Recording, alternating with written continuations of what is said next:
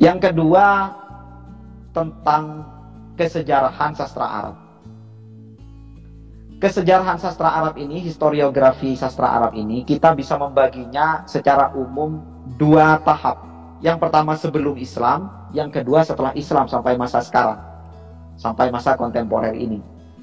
Masa sebelum Islam juga itu sebenarnya banyak tahapan di sana. Yang disebut dengan zaman jahili itu panjang masanya.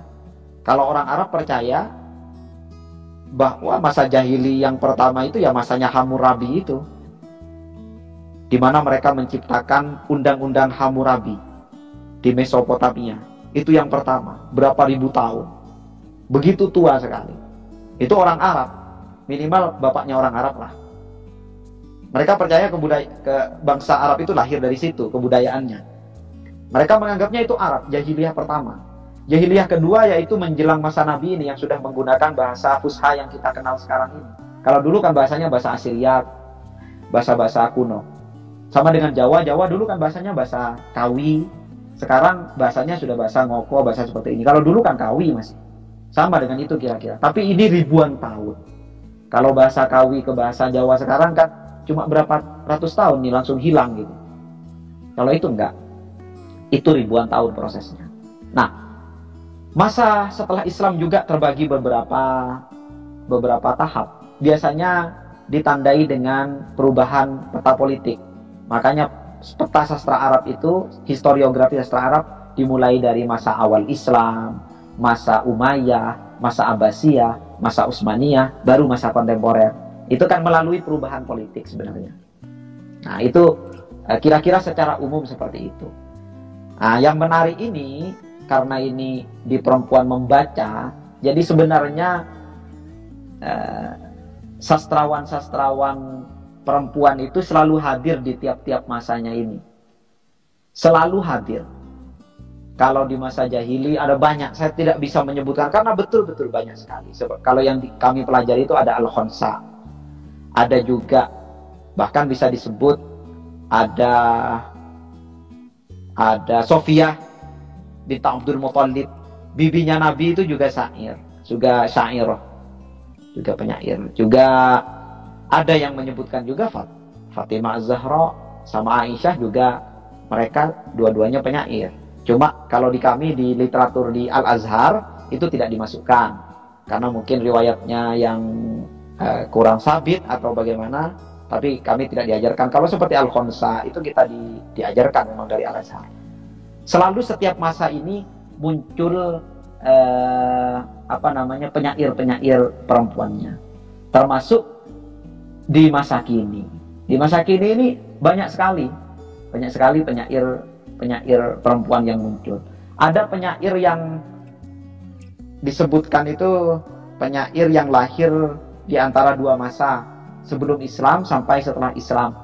Misalnya sekretaris Nabi sendiri, Hasan bin Sabit itu kan dia dari sebelum Islam sudah memang penyair sampai setelah masa Nabi.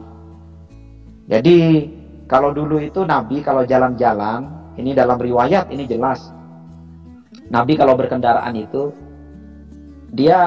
beliau biasanya memintakan asistennya untuk membacakan syair di perjalanan. Seperti kita lah di mobil barangkali mendengarkan lagu-lagu, mendengarkan musik, seperti itu kira-kira. Salah satunya Hasan bin Thabit ini. Ada Ka'ab juga. Jadi yang sering menemani beliau. Aisyah juga disebutkan beliau ini hafal syair-syairnya, syair-syair banyak. Syair-syairnya Ibnu Rawaha. Ibnu Rawaha ini salah satu penyair yang juga disukai Nabi. Ada penyair, makanya disebut penyair syair syu'ara'un Nabi. Penyair-penyair yang selalu dengan Nabi ini, seperti Hasan bin Thabit, Ka'ab bin Malik, Abdullah bin Rawaha, sering sekali. Malah juga Aisyah juga kadang-kadang menggoda Nabi dengan syair. Dan Nabi sampai merona katanya karena digoda.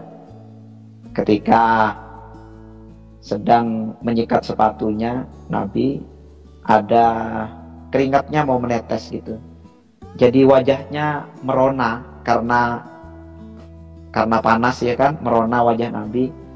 Aisyah nggak habis pikir memandangnya gitu, terpesona. Terus bilang, aduh Nabi, jangan-jangan ini yang disebut dengan Abu Kabir Al-Huzli Nabi. Emangnya apa yang disebut Abu Kabir Al-Huzli? Lalu dia lantunkan syair.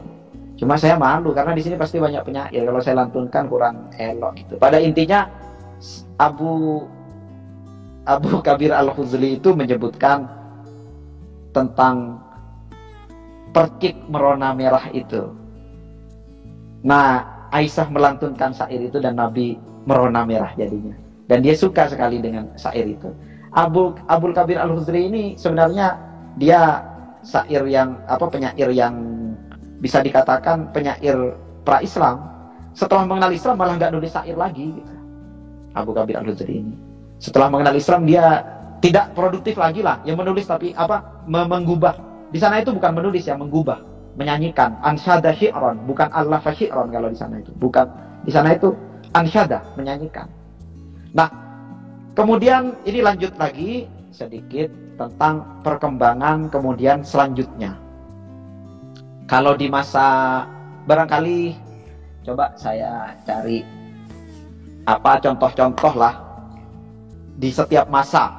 Di setiap masa itu misalkan di masa pada masa Islam sebagaimana saya sebutkan tadi, yaitu penyair-penyair Nabi contohnya. Ada Hasan bin Thabit, ada Ka'ab bin Malik, ada Abdullah bin Rawa'ah. Ada pada Bani Umayyah. Setelah itu Bani Umayyah itu ada banyak yang terkenal di situ. Ada Jarir, ada Farosdak, ada Al-Akhtal. Ada yang terkenal ini ada dua barangkali. Yang banyak mungkin teman-teman suka itu ada Majnun Laila. Itu barangkali yang banyak dikenal di sini. Juga ada Abul Aswad Ad-Du'ali tentunya, pendiri ilmu nahwu, itu dari masa Umayyah. Kalau dari masa Abbasiyah ada Abu Nuwas, itu yang paling terkenal. Ada Al-Mutanabbi, ada Al-Ma'arri. Ada juga yang menarik sebenarnya yang dari Spanyol. Bukan penyair tapi penulis novel. Bisa disebut penulis novel pertama. Namanya Ibnu Tufail. Menulis novel judulnya Hayy bin Yaqdhan. Tokoh Hayy bin Yaqdhan ini tokoh kehidupan putra sang kesadaran.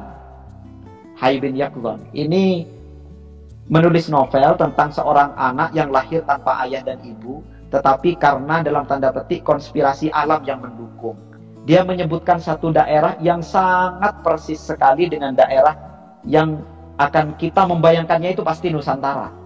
Karena penuh dengan hutan, dengan kelembapan yang pas, tidak terlalu panas, tidak terlalu dingin, memungkinkan kehidupan berlangsung dengan produktif di sana. Nama daerahnya Wikwak atau Wakwak.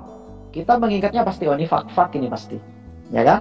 Pasti mengingatnya Papua. Ibnu Tufail tahun 1000 sudah menulis seperti itu.